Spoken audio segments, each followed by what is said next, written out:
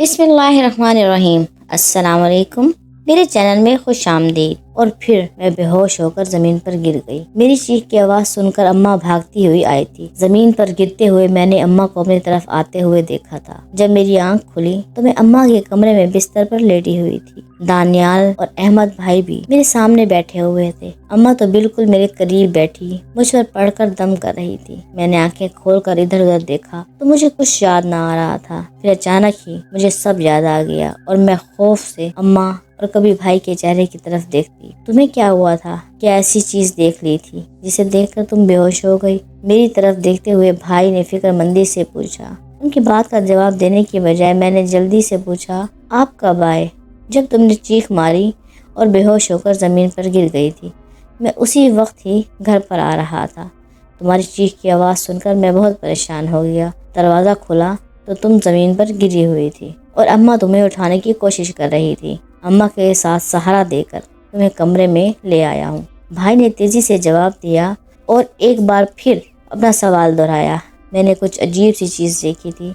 मुझे ऐसा लग रहा था कि अंगूर की बेल के पत्तों में कोई सांप था जो छुपा हुआ था और मुझे देख रहा था। मेरी बात सुनकर अम्मा तो कुछ परेशान हो गई। भाई हंसने लगे और हंसते हुए कहा, ये बात तो मानी जा सकती है कि अंगूरों की बेल पर सांप हो, लेकिन ये कितनी अजीब बात है क्योंकि वो तुम्हारी तरफ देख रहा था और उसकी आंखें बहुत छोटी छोटी होती हैं। तुम्हें कैसे महसूस हुआ कि वो तुम्हें ही देख रहा है? भाई ने हंसते हुए कहा। तो एक बार फिर मेरी निगाहों के सामने वो छोटी छोटी इंतहाई रोशन और चमकदार आंखें आ गई। आप बिल्कुल ठीक कह रहे हैं, सांप की आंखें तो बहुत छोटी होती हैं, लेकिन जो मैंने देखा था उसकी आंखें छोटी जरूर थी, लेकिन इतनी चमकदार और रोशन थी कि अंधेरे में भी चमकती हुई दिखाई दे रही थी और बहुत दूर से देखी जा सकती थी। मैंने खौफजदा लहजे से कहा, अल्लाह ताला सब खैर करेगा, तुम्हें फिक्र करने की जरूरत नहीं है। भाई ने मुझे तसल्ली देते हुए कहा। मैं बहुत डर गई थी, इसलिए सुबह तक मुझे बुखार चढ़ गया। शदीद सर्दी का मौसम था और मैं बीमार पड़ गई थी। इस मौसम में घर का काम करना अम्मा के लिए बहुत मुश्किल था। भाई ने भाभी से कहा कि जब तक हया की सेहत ठीक नहीं हो जाती वो घर के काम किया करें। उस वक्त तो हम सब हैरत ज़दा रह गए जब भाभी ने कोई शोर न मचाया और घर के काम करने लगी। इस काया पलट पर हम सब हैरान थे। अम्मा बहुत खुश थी कि देर से ही सही, लेकिन कम से कम भाभी को इस बात का एहसास तो हुआ कि ये उसका अपना घर है, उसे सबसे अलग नहीं रहना चाहिए। मेरा तो बुखार न जाने कैसा था कि ख़त्म न हो रहा था। हर गुजरते दिन के साथ मुझे ऐसा महसूस होता कि मैं बहुत कमज़ोर होती जा रही हूँ। 10 दिन गुजर गए थे लेकिन मेरी हालत न संभली थी। मैं इस कदर कमज़ोर हो गई थी, अपना चेहरा भी मुझे अजीब व गरीब लगता था। अम्मा बहुत परेशान थी। जिस दिन भाई को ऑफिस से छुट्टी दी उस दिन अम्मा और भाई मुझे शहर के एक महंगे प्राइवेट हॉस्पिटल में ले गए ताकि अच्छे तरीके से चेकअप हो सके और इस बात का पता लगाया जा सके कि मैं सेहतमंद क्यों नहीं हो रही। मेरे बहुत से टेस्ट करवाए गए लेकिन सब कुछ नॉर्मल था। शाम को जब हम घर वापस पहुंचे तो मैं थकावट से निढाल हो चुकी थी और खुद को इतना कमजोर महसूस कर रही थी कि मैं किसी से बात करने की हिम्मत भी न रखती थी। खामोशी से आंखें बंद करके लेट गई। मुझे कुछ समझ नहीं आ रहा था कि क्या हो गया है, मैं क्यों इस कदर कमजोर हो चुकी हूँ। चंद दिन और गुजरे तो मैं इतनी कमजोर हो चुकी थी कि अपनी टांगों पर खड़ा होना भी मुश्किल महसूस होता था। दीवार का सहारा लेकर वॉशरूम तक जाती। मेरी हालत देखकर सब बहुत ही परेशान थे। कोई दवा मुझ पर असर न कर रही थी। पूरे मोहल्ले में मेरी बीमारी की खबर फैल चुकी थी, इसलिए सारा दिन मोहल्ले की खवातीन मेरी इयादत के लिए आती रहती। सब अपने अपने मशवरे दे देती थी। कोई अम्मा से कहती कि तुम्हारी बच्ची को नज़र लग गई है और कोई अम्मा से कहती कि तुम्हारी बच्ची पर किसी ने काला जादू करवा दिया है। अम्मा सबके मशवरे सुनती थी। मौसम बहुत ठंडा था। पिछले कई रोज से सूरज न निकला था। आज सुबह सुबह अम्मा ने कमरे के दरवाजे और खिड़कियां खोल दी। सूरज की रोशनी अंदर आ रही थी। आज बहुत दिन के बाद सूरज निकला था। मैं भी अम्मा का सहारा लेकर बाहर सहन में आ गई। धूप बहुत अच्छी लग रही थी। धूप में बैठने से मैं खुद को बहुत बेहतर महसूस कर रही थी। भाभी ने दिन का खाना बनाया। आजकल उनका रवैया बहुत अच्छा हो गया था। वो बहुत खुश दिखाई देती थी और इस बात की भी अम्मा को तसल्ली थी کہ انہوں نے دوبارہ اس گھر سے جانے کی یا اس نادیدہ مخلوق کو گھر سے نکالنے کی فرمائش نہ کی تھی۔ آہستہ آہستہ دھوپ بڑھ رہی تھی۔ ہمارے گھر کے صحن میں دن 1 بجے کے بعد دھوپ نہ لگتی تھی، اس لیے چھت پر ہی جانا پڑتا تھا۔ جب صحن میں دھوپ لگنا ختم ہو گئی تو میں آہستہ آہستہ قدم اٹھاتے ہوئے سیڑھیاں چڑھ کر چھت پر آ گئی۔ اماں اس وقت نماز پڑھنے کے بعد آرام کر رہی تھی، جبکہ میں تو آرام کر کر کے تھک چکی تھی، اس لیے چھت پر آ گئی۔ آج میں بہت دنوں کے بعد چھت پر آئی تھی۔ بہت عجیب لگ رہا تھا۔ چھت پر ایک چارپائی اور ایک کرسی رکھی ہوئی تھی۔ میں کرسی پر بیٹھ گئی۔ مجھے سب کچھ اچھا لگ رہا تھا۔ میں چاہتی تھی کہ میں جلد از جلد صحت یاب ہو جاؤں، کیونکہ اماں اور بھائی میری وجہ سے بہت پریشان تھے۔ میں خود بھی دوسروں کے سہارے زندگی نہ گزارنا چاہتی تھی۔ اپنی حالت دیکھ کر میری آنکھوں میں آنسو آ گئے۔ دانیال اپنا سکول بیگ لے کر چھت پر ہی آ گیا۔ وہ چارپائی پر بیٹھ کر سکول کا کام کرنے لگا۔ جب سے میں بیمار ہوئی تھی وہ میرا بہت خیال رکھنے لگا تھا۔ وہ سب سے چھوٹا تھا اور ہم سب کا بہت لاڈلا تھا۔ میری بیماری کی وجہ سے وہ بھی بہت پریشان تھا۔ اسے سمجھاتی تھی کہ یہ سب اللہ تعالیٰ کی طرف سے آزمائش ہے، بہت جلد ٹھیک ہو جاؤں گی۔ میں کوشش کرتی تھی کہ وہ پریشان نہ ہو۔ سکول کا کام مکمل کرنے کے بعد وہ گلی میں کھیلنے کے لیے چلا گیا۔ میں چھت پر ہی تھی کہ عصر کی اذان کی آواز مسجدوں میں سنائی دینے لگی۔ میں نے آنکھیں بند کر لی اور خاموشی سے سننے لگی۔ سننے کے ساتھ ساتھ میں اذان کا جواب دے رہی تھی۔ نہ جانے کیوں میرا دل بھر آیا اور میں پھوٹ پھوٹ کر رونے لگی۔ میری حالت ایسی تھی کہ میں بالکل محتاج ہو کر رہ گئی تھی۔ میں ایسی زندگی ہرگز نہ جینا چاہتی تھی۔ میں شدت سے رو رہی تھی جب اچانک ہی ایک آواز میرے کانوں میں سنائی دی، اس کائنات کے مالک کے سامنے جی بھر کے رویا کرو جو زمین و آسمان کا مالک ہے۔ اجنبی آواز سنتے ہی میں جلدی سے سر اٹھا کر دیکھا اور دیکھتی ہی رہ گئی۔ میرے بالکل سامنے ایک لڑکا کھڑا تھا۔ میں حیرت سے ادھر ادھر دیکھنے لگی۔ چھت پر آنے کا کوئی راستہ نہ تھا۔ یہ شخص کہاں سے آ گیا؟ حیران ہوتے ہوئے میں نے سوچا۔ وہ میری طرف دیکھ کر مسکرانے لگا۔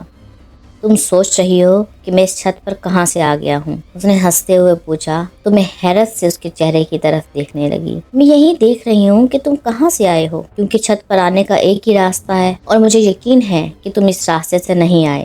سنجیدگی سے میں نے پوچھا۔ اس کے چہرے پر بھی سنجیدگی تھی۔ تم بالکل ٹھیک کہہ رہی ہو، میں سیدھے راستے سے نہیں آیا بلکہ اڑتے ہوئے آیا ہوں۔ ہاتھوں کو پرندوں کے انداز میں پھیلاتے ہوئے اس نے کہا۔ اس کی بات سن کر میں ہنسنے لگی اور ہنستے ہوئے پوچھا، اگر تم اڑتے ہوئے آئے ہو تو اپنے پر کہاں اتار کر پھینک دیے ہیں؟ مجھے دے دو تاکہ میں بھی اڑنا شروع کر دوں۔ چلنا تو میرے لیے بہت مشکل ہو چکا ہے۔ میری بات سن کر وہ بالکل سنجیدہ ہو گیا، میری طرف دیکھنے لگا۔ تمہیں پروں کی ضرورت نہیں ہے، تم نے اڑ کر کہاں جانا ہے؟ اس کا جواب سن کر میں بے بسی سے ہنسی۔ میں چل کر کہیں نہیں جا سکتی تو اڑ کر کہاں جاؤں گی؟ منہ لٹکا کر جواب دیا، تم بے فکر ہو جاؤ، اللہ تعالیٰ کی آزمائش ہے، جلد ہی بالکل صحت یاب ہو جاؤ گی۔ اس نے مجھے دعا دیتے ہوئے کہا، پہلے تم بتاؤ کہ تم کون ہو اور چھت پر کیسے آئے ہو؟ شکل سے تو کوئی چور یا ڈاکو نہیں لگتے، تو پھر چھت پر چھپ چھپ کر کیسے پہنچے؟ اس کی طرف دیکھتے ہوئے میں نے سوالیہ نظروں سے کہا، تم بالکل ٹھیک کہہ رہی ہو، نہ ہی میں کوئی چور ہوں نہ ہی ڈاکو۔ مجھے چھت پر آنے کے لیے کسی کی اجازت کی ضرورت بھی نہیں ہے۔ اسے میری طرف دیکھتے ہوئے کہا۔ اس کی ذو معنی بات پر میں چونک گئی تھی۔ تمہارا نام کیا ہے؟ کم سے کم اپنا نام ہی بتا دو، میں نے پوچھا۔ میرا نام چنگیز ہے، اس نے مختصر جواب دیا۔ میرے چہرے پر مسکراہٹ آ گئی۔ وہ اپنے نام کے بالکل مخالف تھا۔ چنگیز نام سن کر ذہن میں ایک ظالم اور جابر شخص کا خیال آتا ہے، جبکہ دکھنے میں وہ بہت خوبصورت اور انتہائی نرم مزاج لگ رہا تھا۔ تمہارا نام صرف چنگیز ہے یا چنگیز خان ہے؟ میں نے مسکراتے ہوئے پوچھا۔ صرف چنگیز ہے، اس نے بھی مسکرا کر جواب دیا۔ اب تم جلدی سے مجھے اپنے بارے میں بتاؤ، ورنہ میں نیچے جا کر سب کو تمہارے بارے میں بتا دوں گی اور پھر وہ پولیس کو بلا لیں گے۔ میں نہیں چاہتی کہ تمہاری زندگی جیل میں گزرے۔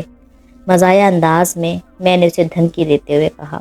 میرا نام چنگیز ہے اور میں بچپن سے ہی یہاں پر رہ رہا ہوں، کیونکہ میں جنزاد ہوں اور ہمارا قبیلہ اس علاقے میں آباد ہے، یہاں تک کہ میرا خاندان اسی چھت کے ایک کونے میں رہائش پذیر ہے۔ تم تو مجھے پہلی بار دیکھ رہی ہو، لیکن میں تمہیں اچھی طرح سے جانتا ہوں۔ چنگیز نے انتہائی دھیمے لہجے سے اپنا تعارف کروایا، جبکہ میری آنکھیں تو حیرت سے پھٹی کی پھٹی رہ گئی تھی اور منہ کھل گیا تھا۔ میرے سامنے ایک جنزاد کھڑا تھا جس کا مجھے یقین نہیں آ رہا تھا، لیکن یقین نہ آنے کے علاوہ کوئی چارہ بھی نہ تھا۔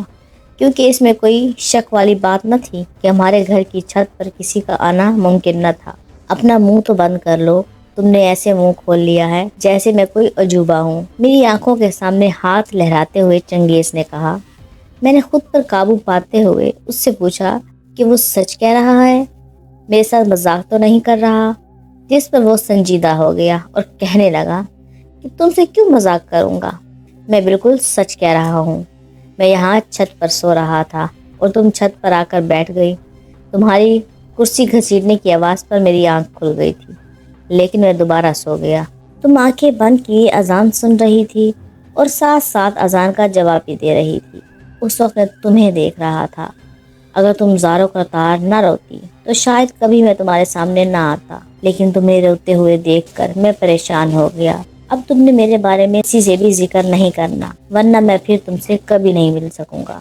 اپنے بارے میں تفصیل بتاتے ہوئے اس نے کہا، میں نے تو سنا ہے کہ جنات انسانوں سے بہت مختلف ہوتے ہیں، ان کے ہاتھ اور پاؤں ایک سے زیادہ بھی ہو سکتے ہیں، ان کے چہرے بہت ڈراؤنے ہوتے ہیں، لیکن تم تو بہت خوبصورت ہو۔ اس کے حسین چہرے کی طرف دیکھتے ہوئے میں نے پوچھا، تم بالکل ٹھیک کہہ رہی ہو، جنات انسانوں سے مختلف ہوتے ہیں۔ اللہ تعالیٰ نے انسان کو مٹی سے اور جنات کو دھوئیں اور آگ سے پیدا کیا ہے۔ میں اس وقت تمہارے سامنے انسانی روپ میں ہوں، اپنے اصلی روپ میں نہیں۔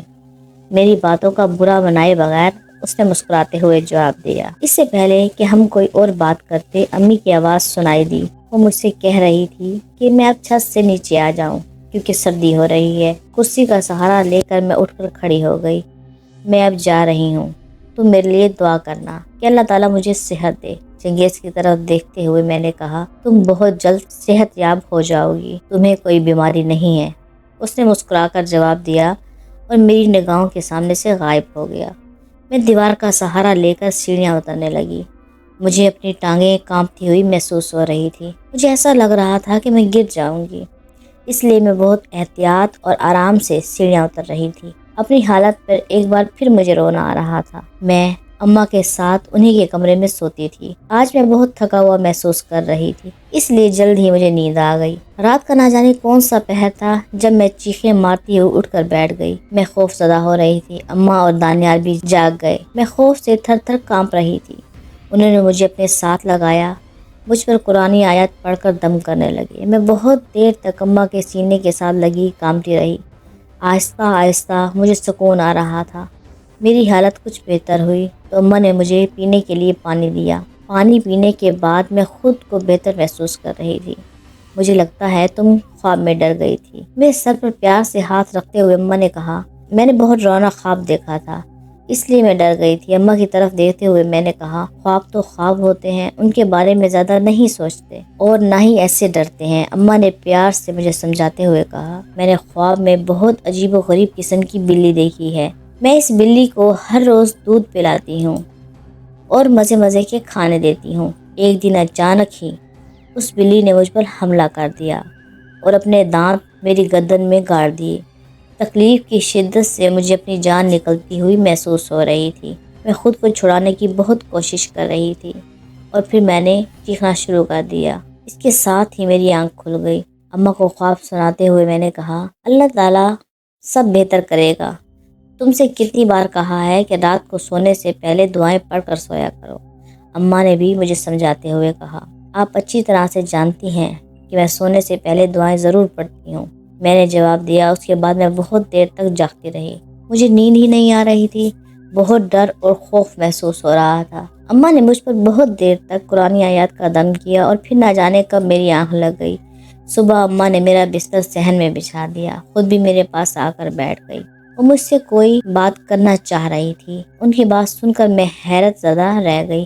وہ کہہ رہی تھی کہ بھابھی میرے لیے ایک رشتہ لے کر آئی ہیں۔ وہ میری بیماری کو خاطر نہ لاتے ہوئے بھی مجھ سے شادی کرنا چاہتا ہے۔ جب اس بات کا بھائی کو پتہ چلا تو وہ بھی حیران ہوئے۔ رات کو سب سو گئے تھے لیکن مجھے نیند نہیں آ رہی تھی۔ پھر اچانک ہی چنگیز آ گیا۔ اسے دیکھ کر مجھے بہت ڈر لگنے لگا۔ مجھے اندیشہ تھا اماں یا دانیال کی آنکھ نہ کھل جائے، لیکن چنگیز نے مجھے تسلی دی، جب تک وہ نہیں چاہے گا کسی کی بھی آنکھ نہیں کھلے گی۔ اب میں کچھ مطمئن ہو گئی۔ میں نے چنگیز کے سامنے اپنے رشتے کی بات رکھ دی، جسے سن کر وہ کچھ پریشان ہو گیا اور مجھے دبے لفظوں میں کہنے لگا، کہ تمہیں اپنی بھابھی سے بچ کر رہنا چاہیے۔ میں ان کی باتوں کا مطلب نہ سمجھ سکی۔ وہ کچھ دیر میرے پاس بیٹھ کر باتیں کرتا رہا، پھر چلا گیا۔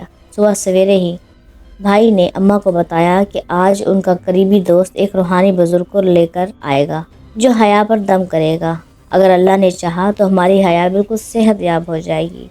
میں نہیں چاہتا کہ اس بیماری کی حالت میں اس کی شادی ہو۔ بھائی کا دوست ایک بزرگ کو لے کر آ گئے۔ وہ میرے کمرے میں بیٹھ گئے۔ سب گھر والے موجود تھے۔ بزرگ بابا نے سب کی طرف دیکھا اور آنکھیں بند کر لی۔ کچھ دیر بعد جب انہوں نے آنکھیں کھولی تو وہ بہت غصے میں دکھائی دے رہے تھے۔ انہوں نے بتایا کہ مجھے کوئی بیماری نہیں ہے، بلکہ مجھ پر کالا جادو کیا گیا ہے، اور یہ جادو کروانے والا کوئی اور نہیں بلکہ میری اپنی پیاری بھابھی ہے۔ یہ سن کر سب حیران رہ گئے۔ بھابھی شدید غصے میں آ گئی اور اس بزرگ کو برا بھلا کہنے لگی اور کمرے سے باہر چلی گئی۔ ہم سب تو صدمے میں تھے۔ روحانی بزرگ نے اماں کو بتایا کہ بھابھی ہمارے گھر میں رہنے والی نیک اور عبادت گزار جنات کو گھر سے باہر نکالنا چاہتی تھی۔ اس لیے انہوں نے ایک عامل سے رجوع کیا، لیکن عامل نے اس کام میں ہاتھ نہیں رکھا کیونکہ وہ سمجھ گیا تھا کہ جو جنات اس گھر میں بستے ہیں وہ بہت طاقتور ہیں اور ان کا کچھ نہیں بگاڑا جا سکتا۔ آپ کی بہو نے جب یہ دیکھا کہ وہ جنات کو تو گھر میں سے نہیں نکال سکی، اپنی ضد اور دشمنی میں